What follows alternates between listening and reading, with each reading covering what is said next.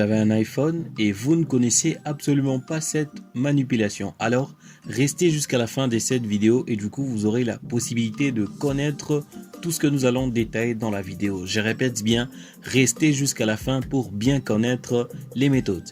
Allez, c'est parti. Premièrement, avant de commencer, nous allons d'abord recourir à notre chanson. C'est parti. Premièrement, commencez d'abord par vous abonner à la chaîne, activer la cloche de notification pour ne rater aucune de nos prochaines vidéos. Et du coup, on commence la vidéo. Je vous assure, restez jusqu'à la fin. C'est essentiellement les personnes qui restent jusqu'à la fin et qui découvrent vraiment la surprise qui est réservée dans cette vidéo. Et si vous ne restez pas à la fin, vous regardez la vidéo juste, je dirais 30 secondes ou 20 secondes. Donc du coup, vous n'aurez pas la possibilité de voir les secrets que je vous propose à la fin. Parce qu'en soi, l'intitulé de la chaîne, c'est Secrets en informatique avec Reed. Donc du coup, lorsque vous restez à la fin de chaque vidéo, vous aurez la possibilité vraiment de découvrir les secrets qui est cachés dans chaque vidéo. Et du coup, on commence.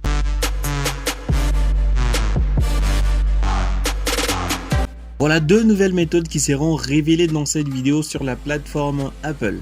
Alors, restez jusqu'à la fin pour découvrir les deux méthodes.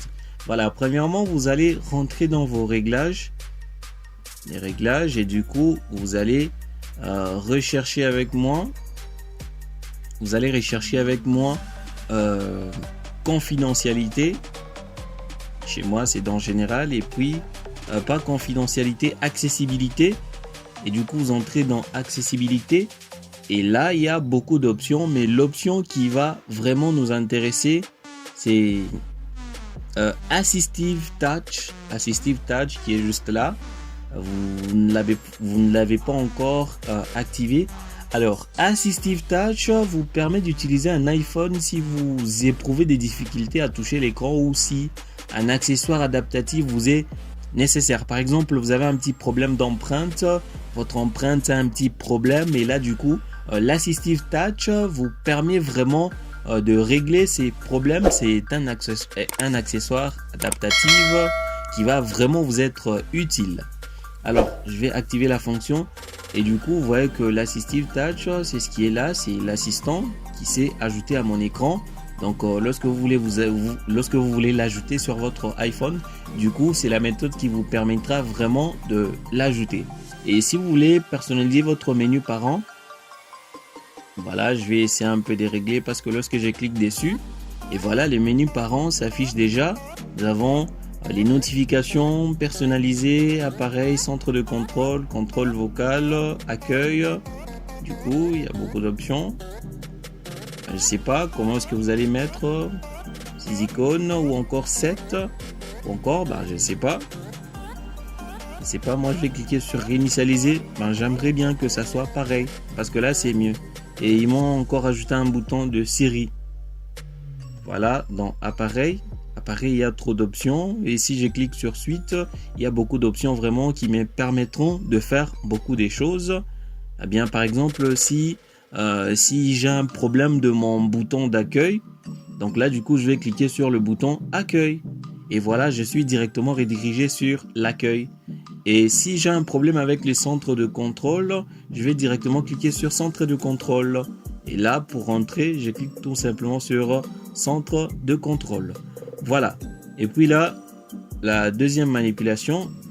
Non, on est toujours dans la première manipulation. Et là, si vous voulez régler l'opacité du contrôleur, vous voulez régler à 100%. Donc ça va rester comme ça. Mais moi, j'aime bien laisser à 44%. Voilà. 34% c'est mieux. Et si vous voulez créer un geste, là, vous allez créer facilement. Ça ne va pas nous intéresser. Alors, la deuxième méthode, c'est toujours dans les réglages de votre téléphone. Et je vous assure, cette méthode, vous ne la connaissez absolument pas. Alors, avant de passer à la deuxième méthode, j'aimerais premièrement vous poser une question. Alors, à chaque fois que vous avez votre mot de passe, par exemple, vous avez votre mot de passe pour déverrouiller votre iPhone et votre mot de passe n'a que 6 chiffres. Alors, est-ce que vous savez qu'il est possible de passer de 6 à 4 chiffres ou encore de passer de 4 chiffres à des lettres, par exemple un mot de passe personnalisé? Alors, vous ne les savez pas. Alors du coup, dans cette vidéo, je vous montre ces petits secrets. Alors là, directement, vous allez entrer dans le touche ID. Et si vous avez des iPhone X, donc là du coup c'est les Face ID. Voilà, vous allez rentrer et là du coup je vais rentrer le mot de passe. Après avoir rentré les mots de passe, et du coup vous vous retrouvez sur l'interface de Touch ID et Code. Et du coup, il y a une méthode qui vous permettra de changer votre mot de passe, passer de 6 chiffres à 4 chiffres. Parce que là, vous voyez que vos mots de passe étaient de 6 chiffres. Donc là, je vais passer de 6 à 4 chiffres. Directement, je vais cliquer sur changer le code. Voilà, je vais rentrer l'ancien mot de passe. C'était à 6 chiffres. Je vais rentrer le mot de passe à 6 chiffres, voilà. Et pour renseigner un nouveau mot de passe, donc on nous propose toujours un mot de passe à 6 chiffres. Et là, ça nous embête. Et là, nous voulons ajouter un mot de passe à 4 chiffres ou encore à un mot de passe personnalisé. Alors là, du coup, vous allez rentrer dans l'option supplémentaire qui est cachée juste ici en bas. Et là, vous ne vous intéressez pas du coup. Et là, cliquez sur les boutons options supplémentaires. Voilà, vous cliquez sur options supplémentaires et là du coup vous voyez qu'il y a un menu qui s'affiche. On vous dit premièrement codes alphanumériques perso. Donc c'est ces codes qui va vous permettre vraiment de créer votre mot de passe avec un code alphanumérique personnalisé. Alors premièrement c'est un code numérique personnalisé. C'est un code numérique personnalisé.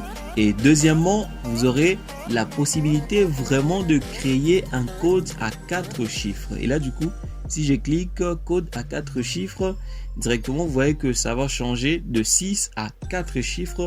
Lorsque vous voulez changer votre mot de passe, et vous allez mettre tout ce que vous voulez, par exemple 25 80. Voilà. Et là, ce code peut être deviné.